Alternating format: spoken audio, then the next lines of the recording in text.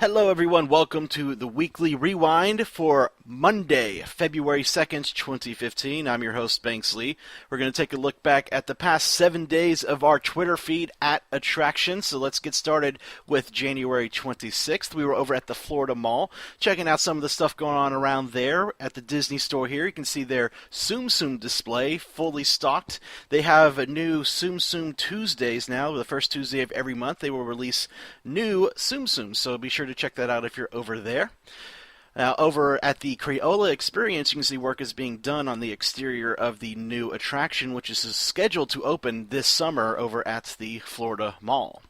Also, we found these cute little USB drives modeled after Minions, with one of them wearing Minnie ears, kind of a clash between Disney and Universal there. Fun little trinkets you can find throughout the Florida Mall. Also on January 26th, it was announced by Disney that Emma Watson was cast as Belle in their upcoming live-action Beauty and the Beast movie, or remake, I don't know what you would call it, but the live-action version of the classic Beauty and the Beast film. I'm excited about that casting. Moving to January 27th, Madame Tussauds announced that they would be having a Katy Perry figure when they opened up later this spring.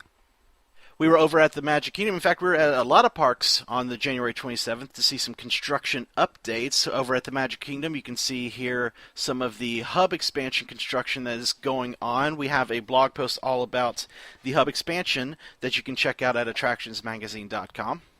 Here is the Sorcerer's Hat update for January 27th. More of the hat is coming down. In fact, a lot of it came down over this past week. Becky Menken shared this unique photo of Disneyland from the air. I really love the way this photo is laid out, make it look like a model there. You can definitely see just how much of the city of Anaheim surrounds Disneyland, and it really is a very walkable park if you're staying at any of the hotels around that area. We moved over to Animal Kingdom to check out some construction updates there. You can see that part of the steel structure for Avatar is already peeking up over the trees as you enter the parking lot.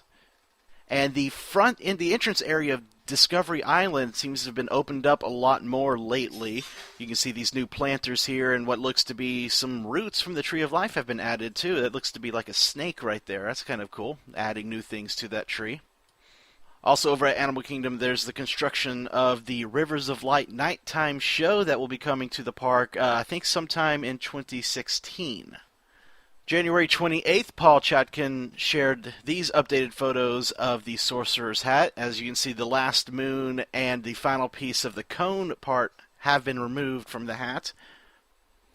Also on January 28th, over at Disneyland in California, we were there. Our contributor, SoCal Theme Park 360, was there to cover the announcements for their 60th anniversary celebrations. They were announced a new parade, new World of Color show, and a new fireworks spectacular. January 29th, BioReconstruct on Twitter shared this photo of the Orlando Eye of the third shift crew finishing the addition of the 12th capsule at around 5 o'clock in the morning. Lots of capsules were added over the past week to that. We shared this little Vine post of the Orlando Tree Trek, a unique little obstacle that you go through while it's part of this adventure aerial course. We will have coverage of this place on a future episode of the show, so don't miss that. Also on January 29th, we shared this Vine post of the Lumberjack show over at the Canada Pavilion at Epcot. They've added a pool to the front of the stage, and they now have log rolling as part of the show. Moving over to January 30th, Madame Tussauds yet again announced another figure, this time of a Steven Spielberg figure that will open up. I kind of hope that that's going to be a photo op like that, where you can sit in the director's chair next to him and get a photo. I think that'd be a cool addition to the museum there. Over at Universal, this new concierge stand opened up at City Walk. They recently renovated that over the past couple weeks. But mainly we were at Universal for the first day of a celebration of Harry Potter. This was the second year that Universal held this event, and we were there covering it. You can see here inside the expo some of the photo ops that guests had available to them when they were there experiencing the celebration. This glass display has every single Horcrux, except for Harry Potter, of course, that featured in the films.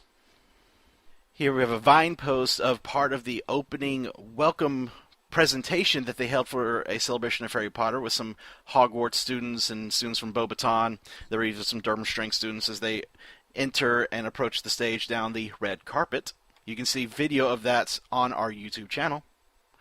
We also attended a special private Q&A with the stars that were there in attendance for the Harry Potter celebration, such as James and Oliver Phelps, Evanna Lynch, and Michael Gambon. You can see full video of that also on our YouTube channel. On January 31st, Orlando Tourist One on Twitter shared these photos of a Ben & Jerry's that is going to be opening soon over at iDrive 360.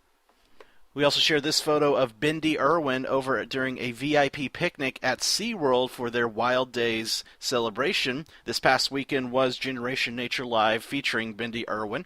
She'll actually be over at Busch Gardens this weekend, so you still have a chance to meet her if you're here in town.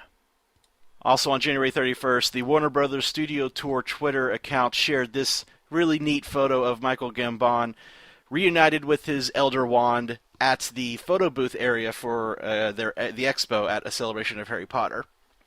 We shared this photo of a couple of guests dressed up as a Quidditch player and a Snitch at the Harry Potter celebration. Lots of people were there in costume. It was really fun to see.